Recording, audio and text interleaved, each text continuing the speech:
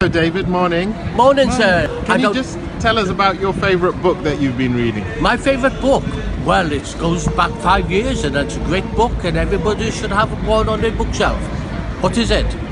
No, it's not that one, it's the Quran. How I got introduced to the Quran was I was on the plane coming back from New York. Yeah, that's over that way. Oh no, it's not. It's over that way. And the thing is, believe it or not really, this guy was reading a book. He left it on the seat when he got off the plane like me.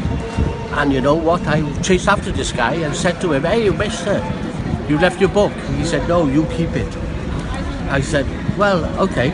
So I kept it, and then I was waiting in the airport lounge in Heathrow. And what happened? I started to cry when I read the Quran.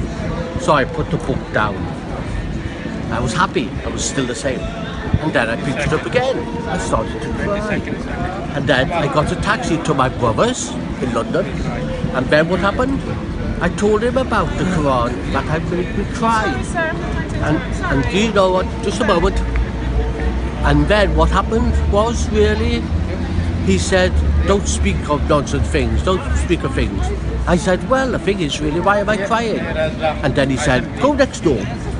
So I went next door, and who was there? The man that was on the plane. And the thing is, name a number, any number. The thing is, I'm not selling that Quran for £20 million or £20,000. I read it twice a day, and not only that, I keep it under my pillow. And you also read it to people as well, don't you? I do, and I'm just going to go with that. And not only that, as an activity coordinator working with people with dementia, I read it to them. And the thing is, they ask me questions, I don't know all the answers, but I know there's one thing in the Quran.